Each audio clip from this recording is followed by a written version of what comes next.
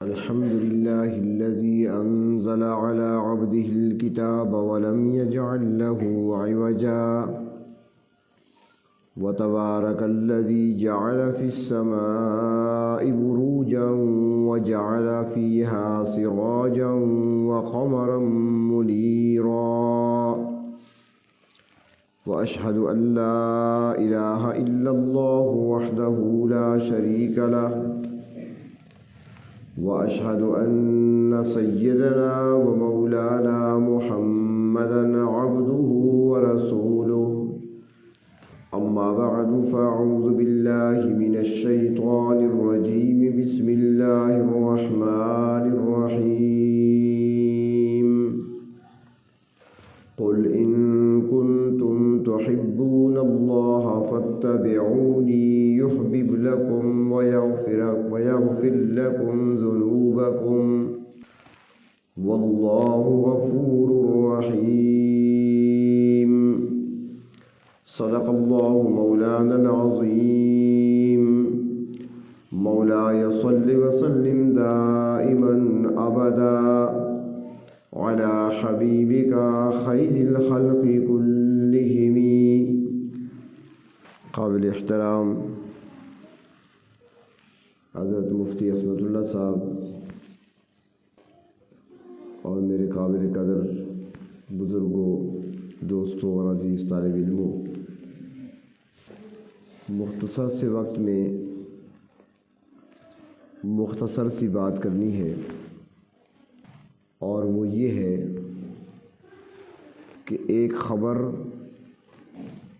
جو ہم تک پہنچی ہے اسی سلسلے میں بات کرنی ہے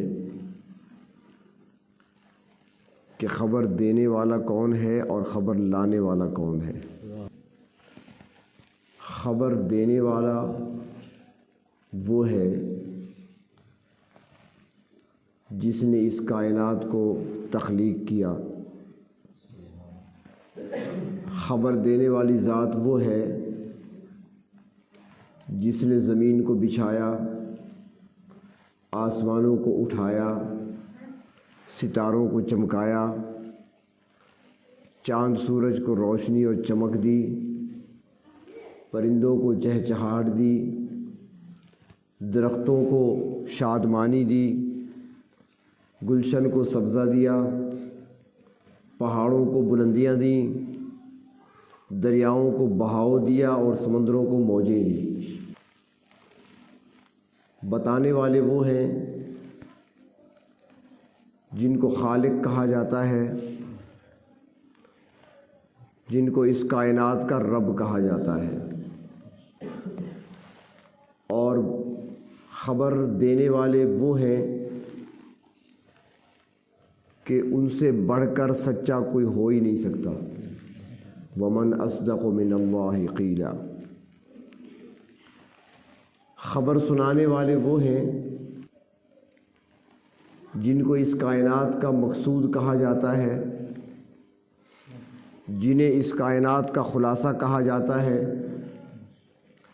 خبر سنانے والے وہ ہیں، اگر وہ نہ ہوتے تو رسولوں کو رسالت نہ ملتی، اگر وہ نہ ہوتے تو نبیوں کو نبوت نہ ملتی، اگر وہ تشریف نہ لاتے تو موسیٰ کو تورات نہ ملتی، عیسیٰ کو انجیل نہ ملتی اور داؤد کو زبور نہ ملتی.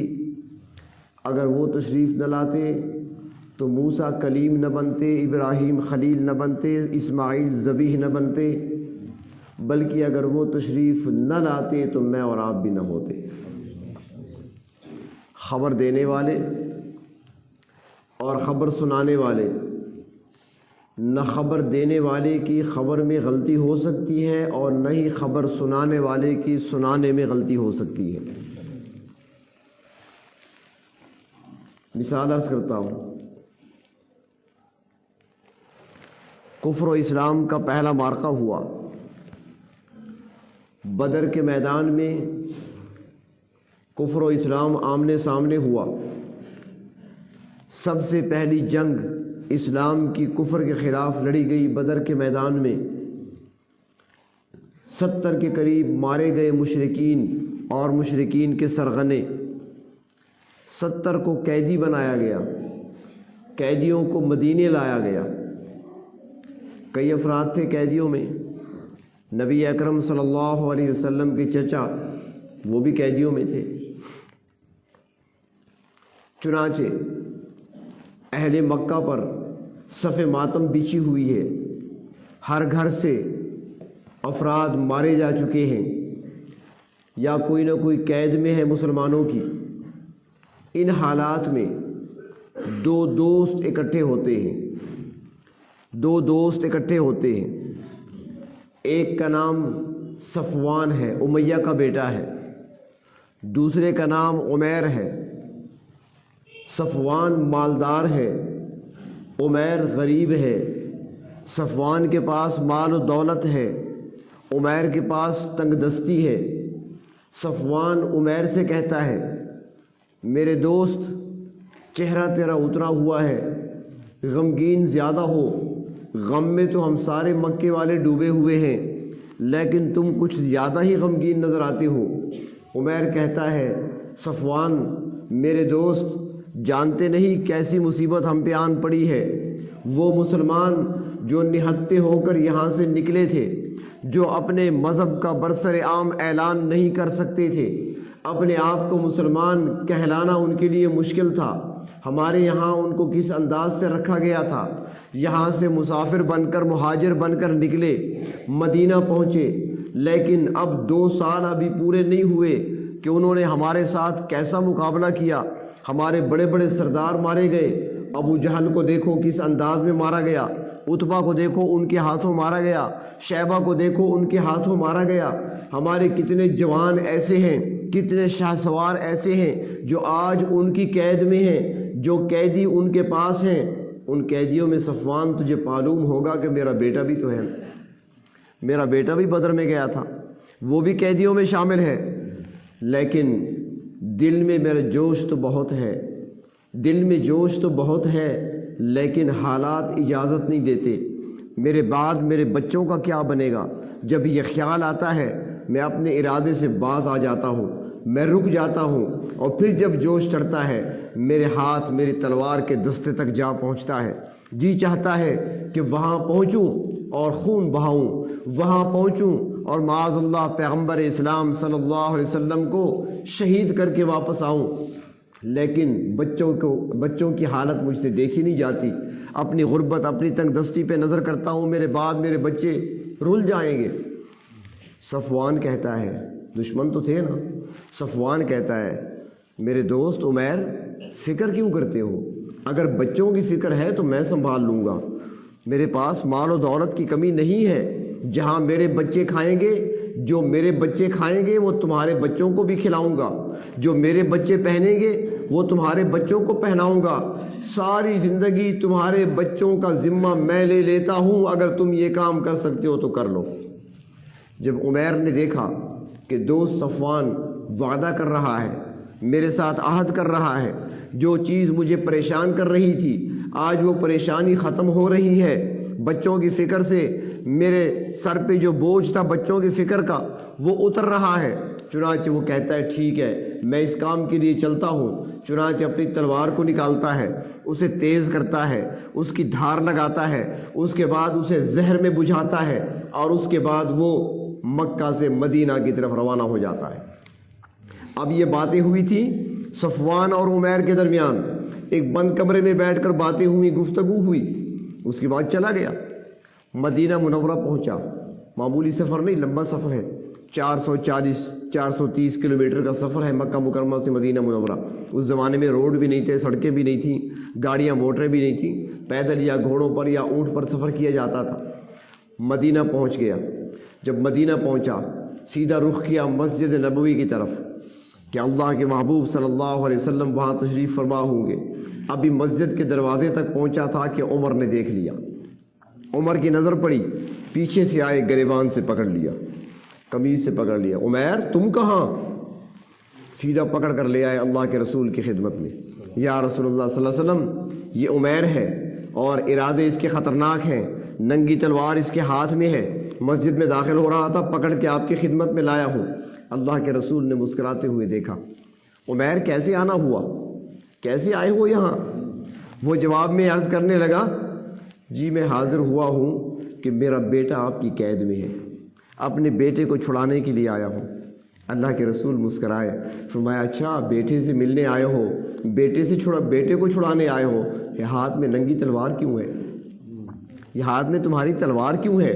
اب وہ جھوٹ بولنے لگا، مسلسل جھوٹ پہ جھوٹ بول رہا ہے، اس لیے کہ وہ سوچ رہا تھا کہ میں جس سے بات کر رہا ہوں وہ تو عبداللہ کا یتیم ہے، میں جس سے بات کر رہا ہوں یہ عبد المطلب کا پوتا ہے، میں جس سے بات کر رہا ہوں یہ قاسم عبداللہ اور طاہر کا باپ ہے، میں جس سے بات کر رہا ہوں زینب رقیہ ام کلثوم اور فاطمہ کا ابا ہے، میں ان سے بات کر رہا ہوں جو مکہ سے ہجرت کر کے مدینہ تشریف لائے تھے، میں ان سے بات کر رہا ہوں۔ لہٰذا وہ کہنے لگا یا رسول اللہ آپ میری تلوار کو نہ دیکھیں، اس تلوار نے بدر میں کیا فائدہ دیا جو اب دے گی؟ ان تلواروں نے ہمیں بدر میں کیا فائدہ دیا جو اب یہ فائدہ دے گی؟ اللہ کے رسول مسکرائے، فرمایا عمیر جھوٹ کیوں بولتے ہو؟ سچ بولو نا، تم بتاتے ہو یا میں بتاؤں؟ یہ سوچ لو کہ تم سوچ رہے ہو کہ عبد المطلب سے کے پوتے سے بول رہا ہوں، تم یہ سوچ رہے ہو کہ میں عبداللہ کے یتیم سے بات کر رہا ہوں، یہ بھول گئے ہو کہ تم محمد الرسول اللہ سے بات کر رہے ہو، یہ بھول گئے ہو کہ مجھے خبر دینے والا کوئی اور ہے، خبر دینے والے کی خبر غلط نہیں ہوتی، خبر سنانے والے کی خبر غلط نہیں ہوتی۔ عمیر مجھے یہ بتاؤ کہ آنے سے پہلے صفوان کے ساتھ بند کمرے میں تمہاری باتیں کیا ہوئی تھی؟ مجھے وہ بھی تو بتاؤ نا، تمہاری باتیں کیا ہوئی تھی؟ عمیر کا سر جھک گیا، تلوار ہاتھ سے چھوٹ گئی، اب اسے سمجھ آئی میں کس سے بات کر رہا ہوں۔ کہنے لگا آیا تو تھا بیٹے کو چھڑانے کے لیے، اب ساری زندگی کے لیے غلامی کا طوق گلے میں ڈالنے کے لیے تیار ہوں، مجھے کلمہ پڑھا دیجیے۔ خبر دینے والے کی خبر غلط نہیں ہوتی، خبر سنانے والے کی خبر بھی غلط نہیں ہوتی۔ میں وہ خبر سنانے لگا ہوں، بلکہ ایک مثال اور دیکھیں، حدیث شریف میں آتا ہے نبی اکرم صلی اللہ علیہ وسلم نے جب دیکھا کہ سن 6 ہجری میں جو معاہدہ ہوا تھا مشرکین مکہ کے ساتھ، صلح کا، امن کا معاہدہ، صلح حدیبیہ جس کو کہا جاتا ہے، مشرکین نے اس کی خلاف ورزی کر لی، معاہدے کو توڑ دیا۔ وہ تو 10 سال کے لیے تھا، انہوں نے تو دوسرے سال ہی اسے توڑ دیا۔ تو اللہ کے رسول صلی اللہ علیہ وسلم نے مکہ کی طرف جانے کی تیاری شروع کر دی، خاموشی سے تیاریاں ہو رہی ہیں تاکہ مکہ والوں کو پتہ نہ چلے۔ پہلے وہ آتے تھے، بدر تک وہ آئے تھے، احد تک وہ چل کر آئے تھے، خندق تک وہ چل کر آئے تھے، اب ہماری باری ہے، ہم نے چل کے جانا ہے مکہ تک، اب ہم ان کے پاس جائیں گے۔ اب جو ہے ہماری جنگ وہ دفاعی نہیں ہوگی بلکہ اقدامی ہوگی، ہم نے آگے چلنا ہے، ہم نے آگے بڑھنا ہے، لیکن پروگرام کو خفیہ رکھا جا رہا ہے۔ ان حالات میں ایک عورت مکہ سے مدینے آئی، اب وہ مدینہ سے واپس جانے والی تھی کہ ایک صحابی ہیں حضرت حاطب جن کا نام ہے، بدری صحابی ہیں، ان کو پتہ چلا فلاں عورت مکے سے آئی ہے، اس نے واپس مکہ جانا ہے۔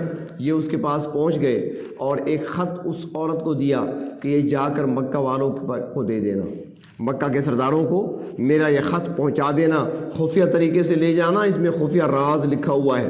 چنانچہ اس عورت نے خط کو اپنے پاس چھپا لیا، سفر پہ روانہ ہوئی، اونٹنی پہ سوار ہوئی، مدینہ شہر سے باہر نکل گئی۔ اللہ کے محبوب مسجد نبوی کے اندر تشریف فرما ہے، آپ نے فرمایا علی جلدی آؤ، حضرت علی آ گئے، حضرت مقداد کو بلایا، حضرت زبیر کو بلایا، فرمایا تم تینوں چلے جاؤ فلاں جگہ، اس راستے میں، وہ راستہ جو مکہ کی طرف جاتا ہے، اس راستے میں ایک باغ ہے جسے خاخ کا نام دیا جاتا ہے، اس باغ میں تمہیں ایک عورت ملے گی، اس کے پاس ایک خط ہے، اس سے لے کر آؤ۔ اب یہ تینوں جلیل القدر صحابہ گھوڑوں پہ سوار ہوتے ہیں، تیز رفتار گھوڑوں کو دوڑاتے ہوئے اس مقام پہ پہنچے، اسی باغ میں وہ عورت موجود تھی۔ حضرت علی نے جا کر کہا تمہارے پاس خط ہے، وہ خط ہمارے حوالے کر دو۔ وہ عورت کہنے لگی میرے پاس تو کوئی خط نہیں۔ تلاشی لی گئی، سارا سامان کھولا گیا، کوئی خط نہیں نکلا، کوئی خط نہیں نکلا۔ مقداد کہنے لگے علی خط تو نہیں ہے اس کے پاس۔ حضرت علی نے فرمایا نہ خبر دینے والے کی خبر غلط ہے، نہ خبر سنانے والے کی خبر غلط ہے، خط یقیناً ملے گا۔ اس عورت سے مخاطب ہو کر کہتے ہیں کہ خط نکال دو ورنہ ابھی ہم تمہیں ننگا کر دیں گے، ننگا کر کے خط کو برآمد کریں گے۔ جب اس عورت نے دیکھا کہ معاملہ سنجیدگی کی طرف جا رہا ہے، جو علی المرتضیٰ کہہ رہے ہیں وہ کر بیٹھیں گے، وہ کر کے دکھائیں گے، مجھ سے ہر حال میں خط وصول کریں گے، چنانچہ وہ عورت کہنے لگی ذرا آپ اپنا رخ دوسری طرف کریں۔ انہوں نے رخ دوسری طرف کیا۔ اس نے اپنے سر کے بالوں میں خط رکھا تھا، اس کے اوپر جوڑا باندھا ہوا تھا، جوڑا کھولا، اندر سے خط نکالا، علی المرتضیٰ کے حوالے کیا۔ حضرت علی المرتضیٰ خط لے کر اللہ کے محبوب کی خدمت میں لے کر آئے، دنیا والوں کو بتا دیا نہ خبر دینے والے کی خبر غلط ہے نہ خبر سنانے والے کی خبر غلط ہے، خبر دینے والا بھی سچا، خبر سنانے والا بھی سچا۔ اس موقع پر اللہ کے محبوب نے، بات کو مکمل کر لوں، میری وہ بات عنوان مکمل ہو گیا لیکن بات ادھوری نہ رہ جائے، اللہ کے رسول نے حضرت حاتب کو بلایا جنہوں نے خط لکھا تھا۔ حاتب تو نے کیا کیا؟ یہ خط تم نے لکھا ہے، ہمارے ہاتھوں تک پہنچ چکا ہے، یہ خط تم نے لکھا ہے، اور کیوں لکھا ہے؟ حضرت حاتب سر جھکائے بیٹھے ہیں، عرض کرتے ہیں یا رسول اللہ صلی اللہ علیہ وسلم، خبر دینے والے آپ کو خبر دے دیں گے، وہ آپ کو بتا دیں گے کہ میرے دل میں ایمان سچا ہے، میں سچا پکا مومن ہوں، نہ میں نے اسلام کو چھوڑا ہے، نہ میں مرتد ہوا ہوں، نہ میں نے اسلام سے غداری کی ہے۔ بات صرف اتنی ہے کہ ہماری تیاری ہو رہی ہے مکہ والوں کے خلاف، اور مجھے معلوم ہے اس بار آپ چلیں گے، اللہ کی مدد نصرت آپ کی اور ہمارے ساتھ ہوگی، ہمیں روک کوئی نہیں سکتا، لیکن میں مکہ والوں پر احسان کرنا چاہتا تھا، اس لیے کہ تقریباً جتنے مہاجر یہاں پر ہجرت کر کے آئے ہیں ان کے رشتہ دار مکہ میں ہیں، ان کے دوست و احباب مکہ میں ہیں، اور میرا وہاں پر کوئی رشتہ دار نہیں ہے، میرے بچے وہاں پر ہیں، میرا ساز و سامان وہاں پر ہے، میں مکہ والوں پر احسان کرنا چاہتا تھا تاکہ میرے بچوں کا وہ خیال رکھیں، یہی مقصد تھا، اس کے علاوہ کوئی مقصد نہیں۔ حضرت فاروق اعظم کا ہاتھ تلوار کے دستے پہ ہے، عرض کرتے ہیں اللہ کے محبوب اجازت دیں منافق کی گردن اڑا دوں، جھوٹ بولتا ہے۔ اللہ کے رسول نے فرمایا عمر رک جا، جانتے نہیں ہو یہ حاتب ہے، یہ بدری صحابہ ہے، اور بدری صحابہ وہ ہیں جن کے بارے میں اللہ فرما چکے ہیں کہ آج کے بعد یہ جو کچھ کرتے رہیں گے ان سے پوچھا نہیں جائے گا، ان کی مغفرت تو ہو چکی ہے ہمیشہ کے لیے۔ اور حاتب پکا مومن ہے، پکا مسلمان ہے، اس کے دل میں کفر نہیں ہے، اس کے دل میں نفاق نہیں ہے، جو یہ کہہ رہا ہے وہ سچ کہہ رہا ہے، کیونکہ خبر دینے والے کی خبر سچ ہے، خبر دینے والے کی خبر سچ، خبر سنانے والے کی خبر بھی سچ۔ اس دور میں آپ تشریف لائے دنیا میں، جس دور میں اللہ کی محبت میں بہت سے لوگ لگے ہوئے تھے، بڑی محنتیں ہو رہی تھیں، اللہ کو راضی کرنے کے لیے، اللہ کو خوش کرنے کے لیے دعویٰ کیا جا رہا تھا کہ ہمیں اللہ سے بڑی محبت ہے۔ کرتے کیا تھے؟ عیش و عشرت کو چھوڑ دیا تھا، ایسے لوگ تھے جنہوں نے گھر بار کو چھوڑ دیا تھا، ایسے لوگ تھے جنہوں نے بیوی بچوں کو چھوڑ دیا تھا، جنگلوں کا رخ کیا تھا، جن کو راہب کہا جاتا ہے، انہوں نے رہبانیت اختیار کر لی تھی، سب کچھ چھوڑ کر، شہروں کو چھوڑ کر، شہروں کی آبادی کو چھوڑ کر، شہروں کی رنگینیوں کو چھوڑ کر جنگلوں میں جا کر غاروں میں بیٹھ گئے تھے۔ کس لیے بیٹھے ہو؟ اللہ کی محبت میں بیٹھے ہیں۔ کچھ ایسے تھے جنہوں نے آگ جلا رکھی تھی، آگ کے شعلوں کے آگے سر جھکا رہے تھے، بھئی کیا کر رہے ہو؟ اللہ کی محبت میں کر رہے ہیں۔ کچھ ایسے تھے جنہوں نے لکڑی اور پتھر اور مٹی کے بت بنا کر سامنے رکھے تھے، ان کے سامنے جھک رہے تھے، ان کے سامنے ہاتھ باندھ کر کھڑے تھے، بھئی کیا کر رہے ہو؟ اللہ کی محبت میں کھڑے ہیں۔ لِيُقَرِّبُونَ إِلَى اللَّهِ زُلْفَىٰ، یہی ہمیں اللہ کے قریب لے جانے والے ہیں، لہٰذا ان کے ذریعے سے اللہ تک پہنچنا چاہتے ہیں۔ ایسے لوگ تھے جو گنگا اور جمنا میں ایک ٹانگ پر کھڑے ہوئے تھے، ریاضت کر رہے تھے، مشقت کر رہے تھے، بھئی کیوں کر رہے ہو؟ کیا کر رہے ہو؟ اللہ کی محبت میں کر رہے ہیں، اللہ تک پہنچنا چاہتے ہیں، اللہ کی محبت حاصل کرنا چاہتے ہیں۔ مختلف انداز سے لوگ، کوئی پتھر کے آگے سجدے میں پڑا ہے، کوئی رکوع میں کھڑا ہے، کوئی کسی کے آگے ہاتھ پھیلائے کھڑا ہے، کسی نے کوئی راستہ اختیار کیا، کسی نے باپ دادا کے راستے کو اختیار کیا، وہ ہمارے باپ دادا ایسے کرتے تھے۔ مقصد کیا ہے؟ ہم اللہ سے محبت کرنے والے ہیں، باپ دادا کے طریقے پر چل کر ہم اپنے رب کو بنا لیں گے، اپنے رب کی رضا حاصل کر لیں گے۔ کچھ وہ تھے جو سمجھتے تھے کہ ہمارے خاندانی رواجات، ہمارے اپنے خاندان کے اور قوم کے رسومات، یہ ہمارے لیے رب تعالیٰ کی محبت کے حاصل کرنے کا ذریعہ ہے۔ اس موقع پر خبر دینے والے نے خبر دی کہ میرے محبوب آپ میری طرف سے خبر سنا دیں، قل ان کنتم تحبون اللہ فاتبعونی، کہ اے بتوں کے آگے جھکنے والوں، اے بتوں کے آگے سجدے کرنے والوں، اے اپنے باپ دادا کے نقش قدم پر چلنے والوں، اپنے خاندانی رسومات اور رواج کو مضبوطی سے پکڑنے اور تھامنے والوں، اے دریاؤں میں ایک ٹانگ پر کھڑے ہونے والوں، اے شہروں کو گھر بار کو چھوڑ کر جنگلوں میں جا کر بسنے والوں سن لو، اگر رب کو راضی کرنا ہے، رب سے محبت کا دعویٰ ہے تو اب کوئی راستہ رب کی طرف نہیں جاتا، ایک ہی راستہ ہے، میرے پیچھے چلے آؤ، میری اتباع کر لو۔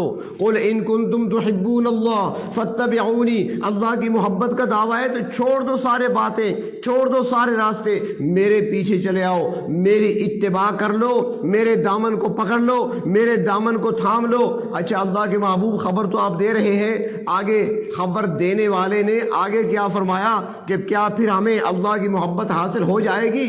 خبر دینے والے نے آگے کیا فرمایا کہ کیا پھر ہم کامیاب ہو جائیں گے؟ خبر دینے والے نے آگے کیا فرمایا کہ پھر ہمیں انعامات ملیں گے، ہم جنت کے مستحق بن جائیں گے؟ خبر سنانے والے نے خبر سنائی کہ خبر دینے والا یہ کہہ رہا ہے کہ یحببکم اللہ، اگر تم میرے پیچھے آؤ گے پھر یہ نہیں کہ تم اس سے محبت کرو گے، تم اس کے پیارے بن جاؤ گے۔ یحببکم اللہ، اللہ پھر تم سے محبت کرے گا۔ وہ کیسے کرے گا آپ سے محبت؟ وہ ہم سے کیسے محبت کرے گا؟ فرمایا میری اتباع کر کے تو دیکھو، کھانے کے لیے بیٹھے ہو، کھانے کے لیے بیٹھے ہو، دسترخوان لگ گیا، کھانے کے لیے بیٹھ گئے، اب ایک آدمی کہتا ہے کہ یار کھانے کے لیے سنت طریقہ کیا ہے؟ میرے آقا صلی اللہ علیہ وسلم، اللہ کے محبوب صلی اللہ علیہ وسلم اس طریقے سے بیٹھ کر کھانا تناول فرمایا کرتے تھے۔ اب یہ جوان اس طریقے پہ بیٹھتا ہے جس طریقے پہ اللہ کے رسول نے بیٹھ کر کھانا تناول فرمایا، جب یہ اس طریقے پہ بیٹھتا ہے یحببکم اللہ، اللہ اسے پیار سے دیکھتے ہیں۔ مقصد سمجھ لیں، اللہ تعالیٰ اس کو محبت کی نظر سے دیکھتے ہیں، پیار کی نظر سے دیکھتے ہیں کہ بندہ میرا گناہگار ضرور ہے لیکن دیکھو شباہت تو میرے محبوب کی اختیار کر رکھی ہے۔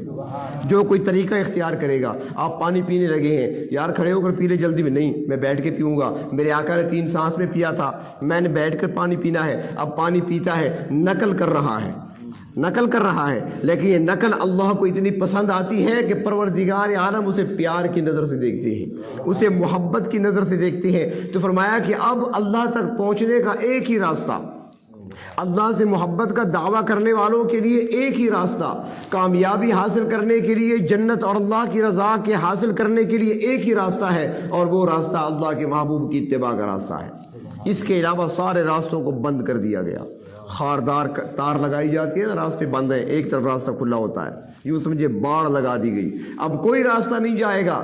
اب اگر کوئی تورات پر عمل کرتے ہوئے جانا چاہے تو بھی نہیں جا سکتا، اگر کوئی انجیل پر عمل کرتے ہوئے جائے تو بھی نہیں جا سکتا، اب اگر کوئی زبور کو پڑھتے ہوئے چلا جائے تو بھی نہیں جا سکتا، اب اگر ابراہیم خلیل کا کلمہ پڑھتے ہوئے جائے تو بھی نہیں جا سکتا۔ اب ایک ہی راستہ ہے، محمد الرسول اللہ کی تابعداری کرتے ہوئے انسان اللہ تک پہنچ سکتا ہے۔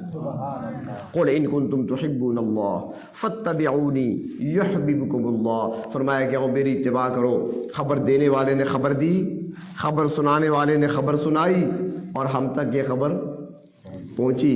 اب عمل کس نے کرنا ہے؟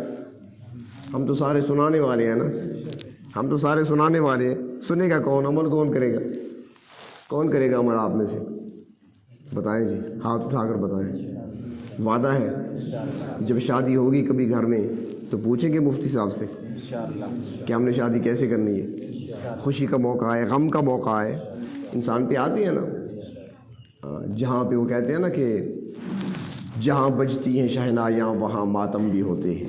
ابھی ہم آ رہے تھے تو راستے میں ایک جگہ ہم فاتح خانی کے لیے رکے، وہاں پر فوتگی ہو گئی تھی فاتح خانی کی، اور پھر جب باہر نکلے 2 قدم گئے تو آگے ڈھول بج رہے تھے۔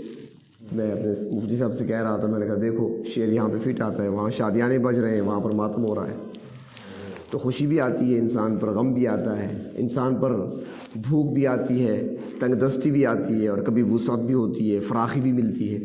تو ایک بندے کو ہر وقت پوچھنا چاہیے، کیونکہ ہم نے یہاں پر اللہ کو راضی کرنا ہے، یہ قید خانہ ہے مومن کے لیے، یہ راحت کی جگہ نہیں ہے۔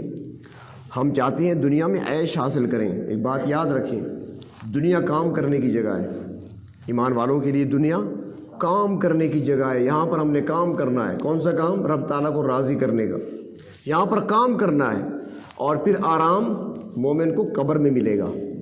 دنیا کام کی جگہ مومن کے لیے، قبر آرام کی جگہ، اور عیش کی جگہ جنت ہے۔ ما تشتہی انفسکم، جو چاہو گے ملے گا۔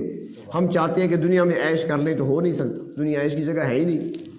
تو اس لیے اگر ہم یہاں پر اللہ کو راضی کر لیں، اور اللہ راضی کب ہوتے ہیں؟ جب ان کے محبوب کا اتباع کر لیا جائے، ان کی سنتوں کو اپنایا جائے، ان کے طریقوں کو اپنایا جائے، ایک ایک ادا کو اپنایا جائے۔ صحابہ کرام نے اسی پر عمل کیا تھا۔ صحابہ کو جو مقام ملا ہے کس بنا پہ ملا ہے؟ انہوں نے ہر ادا کو اپنایا کہ ہم نے ایسے ہی کرنا ہے۔ مفتی صاحب بیٹھے ہیں، ان سے پوچھے کہ جب صحابہ کرام بیٹھے ہوتے تھے تو پھر وہ کوئی کام کرتے، دوسرے سے کہتے تھے یار سنو غور سے، ہاکذا رأیت رسول اللہ صلی اللہ علیہ وسلم، میں نے اس طرح اللہ کے محبوب کو دیکھا تھا کرتے ہوئے، ہاکذا سمعت رسول اللہ صلی اللہ علیہ وسلم، میں نے اس طرح اللہ کے رسول سے سنا تھا۔ ہر بات پر بتاتے تھے کہ اس طرح آپ نے فرمایا تھا، میں اس طرح کروں گا۔ یہ ان کا مزاج تھا۔ تو آج ہم بھی اگر اسی جذبے کو اپنا لیں، اور اسی میں ہماری دنیا کی عزتیں بھی ہیں۔ مسلمان کو عزت اس وقت ملے گی جب یہ اللہ اور اس کے رسول کی اطاعت میں آئے گا۔ جب یہ دوسری طرف جائے گا تو پھر پٹائی ہوگی اس کی۔ جو جتنا پیارا ہوتا ہے نا اس کو سزا بھی کڑی ملتی ہے۔ اس امت کو اللہ نے بڑا شرف دیا۔ ساری امتوں میں اس امت کو اللہ رب العزت نے زیادہ فضیلت عطا فرمائی ہے۔ بارہا آپ سنتے ہیں، جماعت والے حضرات سناتے رہتے ہوں گے کہ انبیاء علیہ السلام بھی خواہش کیا کرتے تھے کاش ہم آپ کے امتی ہوتے۔ اس امت کو بڑا شرف ملا ہے، لیکن یہ امت جب بگڑے گی، جب یہ امت بگڑے گی تو پھر ان کو سزا، ان سے سزا بھی ان کے ذریعے سے ان کو ملے گی جو پہلے سے غضب یافتہ ہے۔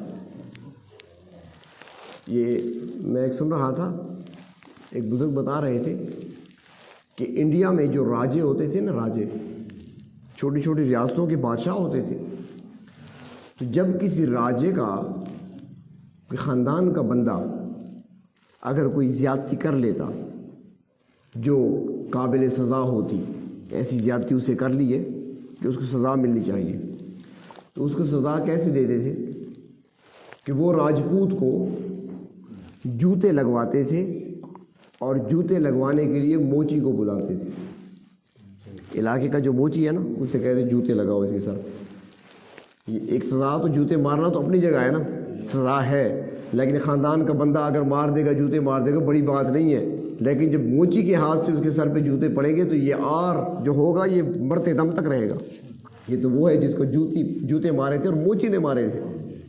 تو یہ امت جب نافرمانی پہ آئے گی تو اللہ رب العزت نے اس کو سزا دینے کے لیے بھی اس قوم کو باقی رکھا ہوا ہے جس پر پہلے سے بھی غضب نازل ہوا، جو پہلے سے ملعون قوم ہے، جس کو ہر نماز میں کہتے ہیں غیر المغضوب علیہم، وہ مغضوب قوم یہود، ان کے ہاتھوں سے سزا ملے گی جب یہ نافرمانی پہ آئیں گے۔ آج ہم پٹ رہے ہیں ان کے ہاتھوں سے، مغضوب قوم کے ہاتھوں سے پٹ رہے ہیں، ضالین گمراہوں کے ہاتھوں سے پٹ رہے ہیں۔ وجہ کیا ہے؟ ہم نے نافرمانی کا راستہ اختیار کیا۔ اس لیے زندگی اللہ نے دی ہے ہمیں تو ہمارے لیے کامیابی، دنیا کی عزتیں بھی اور دنیا کی فتح و نصرت بھی ہماری وہ اللہ کے محبوب کی اتباع میں ہے۔ بارہا آپ نے سنا ہوگا کہ میدان کارزار میں کفر و اسلام برسر پیکار ہیں، ایک طرف مسلمانوں کی فوجیں، ایک طرف کفار کی فوجیں، لڑائی ہو رہی ہے، فتح نہیں ہو رہی، روزانہ گھمسان کرن پڑتا ہے، شام تک برابر۔ امیر لشکر نے اپنے سارے سپاہیوں کو جمع کیا، لشکر کو جمع کیا۔ کوئی بات کیا ہے؟ سوچو، ہم مسلمان ہیں، کلمہ پڑھنے والے ہیں، حق پہ ہیں، وہ باطل ہیں، وہ کفر ہے، یہاں ہمارے پاس اسلام ہے، اللہ کے نبی کا کلمہ پڑھنے والے ہیں۔ پہلے تو ہم جس طرف جایا کرتے تھے فتوحات ہمارے قدم چومتی تھی، اب یہاں کئی دن ہو گئے روزانہ لڑائی ہوتی ہے، فتح نہیں ہو رہی۔ بات کیا ہے؟ ہم سے کوئی غلطی ہو رہی ہے؟ کبھی وہ دور تھا جب اپنی غلطیوں پہ نظر ہوا کرتی تھی، آج ہماری نظر دوسروں کی غلطیوں پہ ہوتی ہے، کبھی اپنی غلطی پہ سوچے ہی نہیں ہے۔ اور جب تھوڑی سی تکلیف ہوتی ہے، تھوڑی سی تکلیف، صبح سے لے کر شام تک اللہ کی نافرمانی کرتے ہیں ہم، شام سے لے کر صبح تک چاہے تاریکی ہو چاہے روشنی، ہم اللہ کی نافرمانی میں لگے ہیں، گناہ کرتے ہیں۔ پھر جب تھوڑی سی تکلیف پہنچتی ہے کیا کہتے ہیں؟ پتہ نہیں کیرا گناہ تھی گی، کیا ایک گناہ ہوا ہے؟ ہاں یہ اگر کہتے پتہ نہیں کون سی نیکی میں نے کر دی پھر تو ٹھیک تھا، نیکیاں بہت کم کرتے ہیں ہم، باقی تو سارے گناہ ہی گناہ ہیں۔ تو ہم نے کبھی اپنے گناہوں کو گناہ سمجھا ہی نہیں ہے. پتہ نہیں کون سا گناہ ہو گیا مجھے سزا ملی ہے. بھئی ایک گناہ ہے تمہارا کوئی؟ ہم تو سراپا گناہ ہے. بولنے میں جھوٹ ہے، وعدہ خلافی ہے، دھوکہ ہے، فریب ہے، سب کچھ ہے ہمارے اندر. کون سی برائی ہے جو ہمارے اندر نہیں ہے؟ ساری برائیاں ہمارے اندر ہیں. تو وہ لوگ اپنی غلطیوں پہ نظر کیا کرتے تھے کہ ہم سے کوئی غلطی ہو رہی ہے. تو مشورہ ہو رہا ہے، سارے بیٹھے ہیں، سوچ رہے ہیں، سارے سر جھکائے بیٹھے ہیں کون سی غلطی ہو رہی ہے. ایک طرف سے آواز آئی، امیر صاحب مجھے یاد آ رہا ہے. جی کیا ہوا؟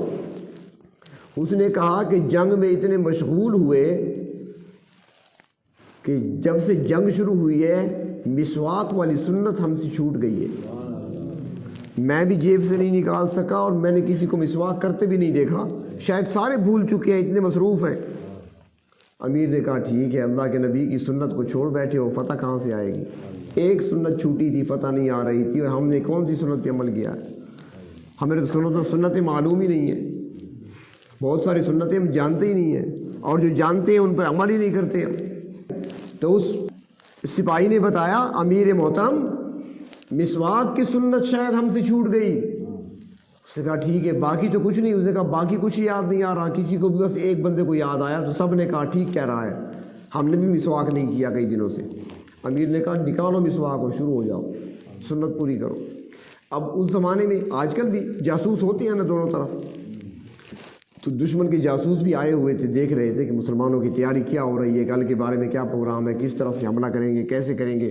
وہ دیکھ رہے، انہوں نے دیکھا نا تو سارے بیٹھ گئے، وہاں بیٹھا ہے وہاں بیٹھا ہے، اور سارے لگے ہوئے مسواک کر رہے ہیں. وہ جاسوس دوڑ کر گئے اپنے لشکر کو اور جا کر سیدھا امیر کے پاس گئے. اپنے امیر سے کہتے ہیں، کمانڈر ان چیف سے کہتی ہیں کہ کمانڈر صاحب، امیر صاحب، ہماری بہتری اسی میں ہے کہ ہم بھاگ جائیں. اس نے کہا کیوں، کیا ہوا؟ اس نے کہا اب تک تو وہ تلواروں سے لڑتے رہے نا، اب انہوں نے مشورہ کیا ہے، بڑے غصے میں ہیں، دانتوں کو تیز کر رہے ہیں، کل ہمیں کچا چبائیں گے، کل ہمارا گوشت کھانے کا پروگرام ہے ان کا، نکل جاؤ. مسواک کی سنت پوری کی. صبح کو مسلمان اٹھے، میدان خالی ہو چکا تھا، کافر بھاگ چکا تھا.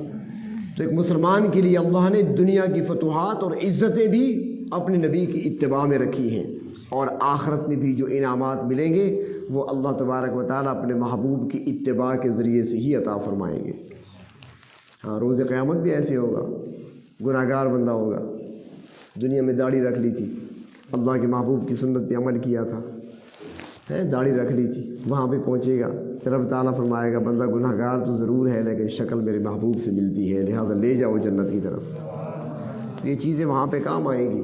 تو اس لیے ان پروگرام کا اور جلسوں کا، دروس کا مقصد یہی ہوتا ہے کہ کچھ ہم سنیں اور اس کے بعد اس پر عمل کرنے کا ارادہ بھی کریں، نیت بھی کریں. لیکن نیت وہ چلے والی نیت نہیں، ہاں وہ پہلے سے دل میں یہ ہوتا ہے کہ جانا نہیں ہے بلکہ لکھوانا ہے، صرف وہ نیت نہیں، پکی نیت اور ارادہ کریں. اور پھر دیکھیں جب آپ نیت کریں گے تو رب تعالیٰ آپ کے لیے راستے کھولیں گے. اللہ تعالیٰ فرماتی ہیں خود، والذین جاہدوا فینا لنہدینہم سبلنا. ارادہ کر لیں، پھر دیکھیں، آپ قدم اٹھائیں، پھر رب تعالیٰ خود سنبھال لیتے ہیں. ارادہ پکا ہو. بچہ ہوتا ہے نا چھوٹا، یا بچی ہوتی ہے گھروں میں، تو سب گھروں میں ہوتی ہے، جب اس کو چلنا سکھاتے ہیں نا، جب وہ سال کا ہو گیا بچہ، چلنا سکھاتے ہیں تو کیا کرتے ہیں، سامنے کھڑا کر دیا، ماں ہے، باپ ہے، بڑا بھائی ہے، بڑی بہن ہے، سامنے بیٹھ گئی ہاتھ پھیلا کر، اسے بلاتے ہیں آؤ. اب وہ آہستہ آہستہ قدم اٹھاتا ہے. جب دیکھتی ہے نا کہ قدم اس کے لڑکھڑانے لگے، گرنے لگا ہے، اس کو پکڑ لیتے ہیں، گرنے نہیں دیتے. رب تعالیٰ فرماتے ہیں میرے بندے تم چلنے کی کوشش کرو، گرنے میں نہیں دوں گا، میری رحمت تھام لے گی تمہیں، تم آؤ صحیح، ارادہ کرو، نیت کرو، قدم اٹھاؤ. تو اللہ تبارک و تعالیٰ بلا رہے ہیں، دعوت دے رہے ہیں. تو اللہ تبارک و تعالیٰ نے خبر دی، اللہ کے محبوب صلی اللہ علیہ وسلم نے خبر سنائی، ہم تک پہنچی، اور وہ کیا کہ قل ان کنتم تحبون اللہ فاتبعونی یحببکم اللہ. فرمایا کہ اگر تم اللہ کی محبت چاہتے ہو اور دعویٰ ہے تمہارا اللہ کی محبت کا، تو پھر آؤ میرے محبوب کی اتباع کر لو. یحببکم اللہ، اللہ تبارک و تعالیٰ تم سے محبت کرنے لگیں گے، تم سے پیار کرنے لگیں گے.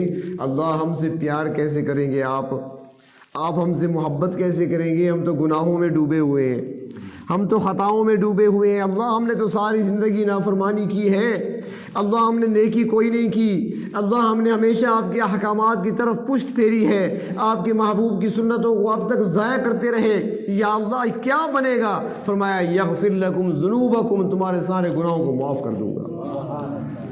تو گناہ بھی معاف ہو جائیں گے، اللہ تعالیٰ محبت بھی فرمائیں گے۔ تو اس کو ہم نے حاصل کرنا ہے، تو اللہ تبارک و تعالیٰ اپنے محبوب صلی اللہ علیہ وسلم کی کامل اتباع نصیب فرمائے، اور اللہ رب العزت ہماری آج کی اس مجلس کو اپنی بارگاہ میں قبول فرمائے، اور اس انداز سے قبول فرمائے کہ آج کی اس مجلس کی برکت سے ہم سب کی بخشش ہو جائے۔ وآخر الدعوانا الحمدللہ رب العالمین۔